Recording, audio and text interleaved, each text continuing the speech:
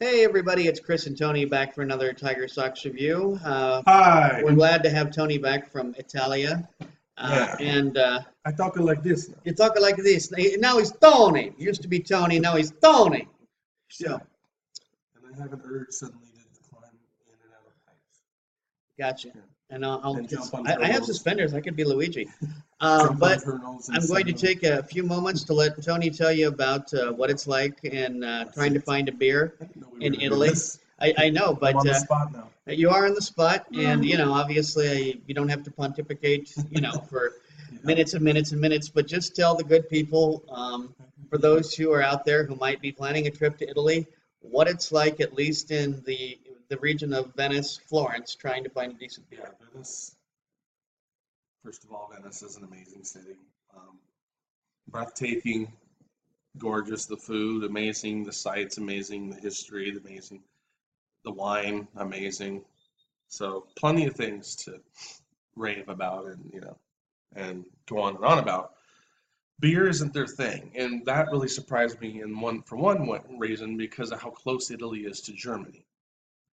And we discussed this the other day, Quick train ride across the how Alps. how can you be that close to a country that is like bleeds beer and not have anything come in? So now I was in Venice, so I was in a major city. I also was in Florence, but I wasn't in Florence very long, so can't really speak to the variety in Florence. But um, even on like the a couple different islands we went to on a boat tour, Murano, they sold beer. It was the exact same stuff you'd find in Venice.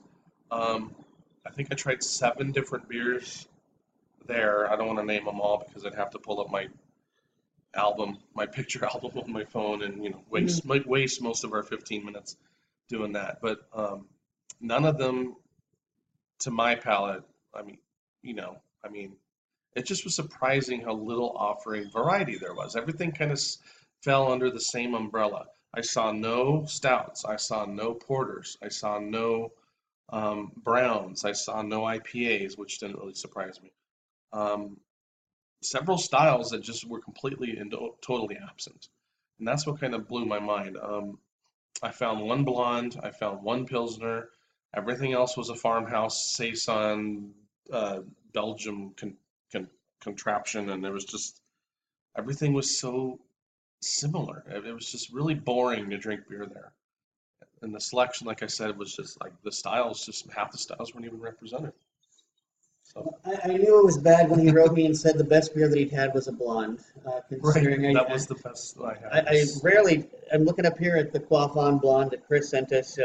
I think that was about the only time I've actually heard you say this is not horrible when it comes to a blonde. So, Yeah, yeah, the fact that the blonde was the best beer he found in Italy speaks volumes. yeah. So, beer lovers, if you're making a trip to Italy, develop your appreciation for wine, is basically the Oh long and yeah, short of it. absolutely. The wine there was amazing. I'm not, nearly a wine drinker like I am a beer drinker, but I had some fantastic Merlots that I'll not soon forget. And they do have the restaurants there do have your Heineken, they do have your Becks, they do have your Budweiser. They've got, your 3 or 4 staples no matter where you go in the world. But as far as regional beers, it was like if you're not in the mood for a Saison or a farmhouse, you're kind of screwed. That's the summary right there. So, And the one thing is, Europe is not nearly as homogenized as the US is. So I kind of doubt it, but it's very possible that if you've maybe gone further south oh and yeah, deeper into the boot, right. maybe somewhere Right, down right. there, even though they're further away from Germany, for some reason, those cities have, maybe Naples, of all places, has a great It's German beer true. I mean, selection or I something. really, But, I really didn't touch most of because Italy is so long north to south. uh-huh. I basically was in the upper third of the country, really. I mean, Florence was about a 2-hour train ride, so I think it was about 160 kilometers, something like that.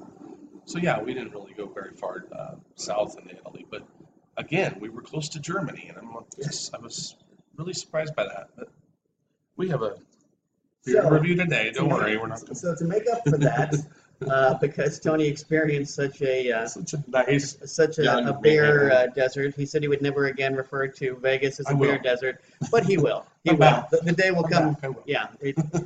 Once you realize domestically how poor our selection is here as opposed to other major cities, yeah, yeah. So I did pick up this Yes. bottle. Tony's going to show you. It's Rodenbach. 5-year-old beer. Those of you who know, Rodenbach is in fact a Flemish red-brown sour. If you've ever, Rodenbach's fairly popular. Another one that's fairly popular, the same variety, is Vandergeest, both of which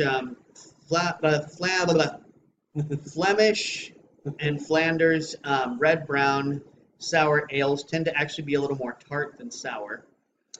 This is a 2012 vintage. Barrel 170 is, I guess, the main thing, because when I went to Untapped, it even referred to it as Barrel 170. So apparently, 170th barrel.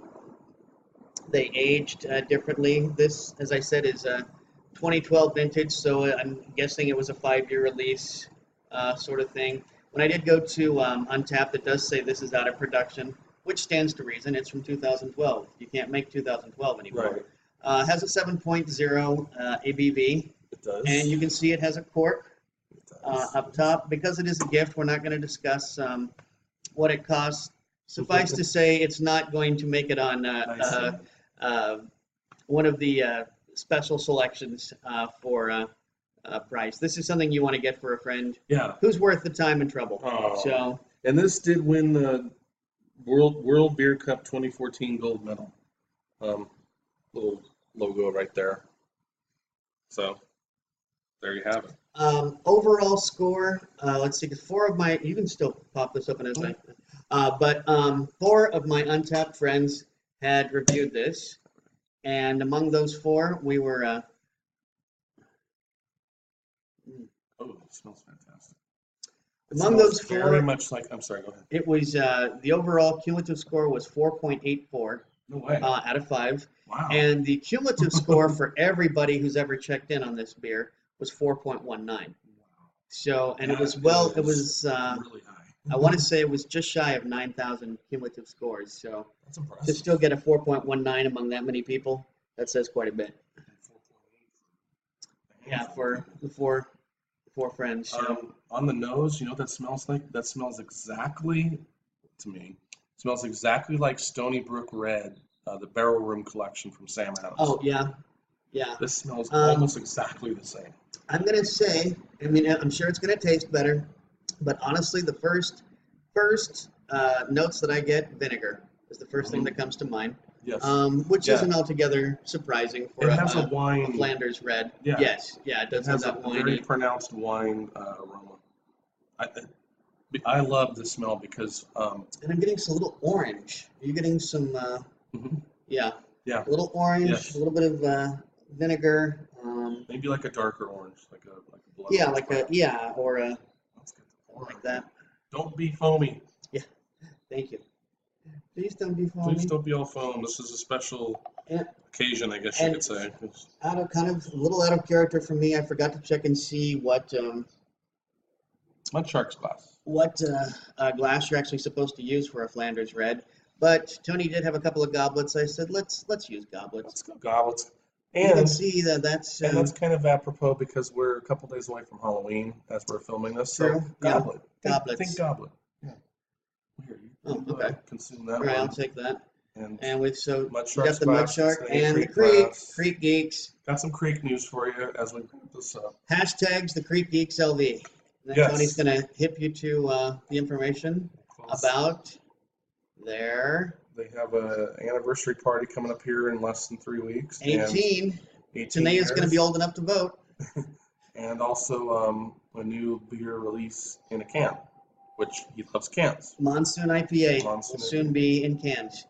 Very So, soon. Actually, that should be within a week because they told me last week. When I got back from Italy, they told me then it's about 2 weeks away. So now it's about a week away. Okay, now that The beer a smells little amazing. bit of aeration, a little nucleation, the beer is less vinegary and more. I'm even picking up some malt, actually, kind of malty. Very carbonated. Look at my glass, dude. Yeah, It is busy with bubbles. Big time. But if you look at mine, which you poured first, you'll see that the carbonation does not stick around. Yeah, it goes So it does dissipate pretty quickly. And for something that has a cork on it, that's supposed to be the case anyway. That's why champagne bubbles. You drink champagne quickly because the bubbles quickly dissipate in it. I'm getting darker fruits now, and it's kind of airing out a little bit. Maybe dates, plums. I'm getting a little bit of leather on the, just a little hint of leather, like new car Very perfumey. leather. Yeah, It's perfumey it's too. perfumey, Exactly. but not in a like turn your head and it's overwhelmed. It's not that at all. Yeah, it's like the vinegary was replaced with perfuminess. Yeah. So you kind of got a dark wine going on, dark oranges going on, leatherish, plums, maybe even dates. I don't want to go that far. Not prunes. Never prunes. Well, we got just over 4 minutes left, so we Oh, better crap. get to drinking. Sorry. Cheers. Cheers. Quit talking. Oh man, this is delicious. If you like Flanders Red, Vandergeest, as I said, is one of the more popular ones. I've seen it This is a in fine the Northwest. I've seen it down below. If you're a fan of Vandergeest, then I would say go ahead and pick up a bottle of this. It's worth very it's worth the money. satisfying. Oh, absolutely. The flavors are just like dancing on your tongue. You got so much going on here. I'm getting apples. I'm Yes. getting Yes, very much so apples. Like a lighter apple, actually. and I'm getting like a tart. Well, see, Almost like to me- apple candy stick kind of thing. Yeah, but Like- it's this is definitely more tart than it is sour. Oh yeah. I'm sticking with that. I'd say a Flanders sour is always more tart than sour. And I'm sticking with this one in particular. I agree because it's got a depth to it. A lot of sour beers don't have too much depth. This does. This is like a rich, almost like a really like a fine dinner beer. Like if you were to pair this beer with like a high-end meal, like not sit around and eat potato chips and drink this. Or this could actually go, but in the same vein, if you wanted to do beer and charcuterie with your smoked meats, your apricots, your absolutely. nuts, your Yes. your seasoned crackers, things like that. Yeah, this is going to bring out a lot of flavor with like just a really well prepared meal, I think. Fantastic beer. I mean, I'm seriously blown away by it. It's excellent.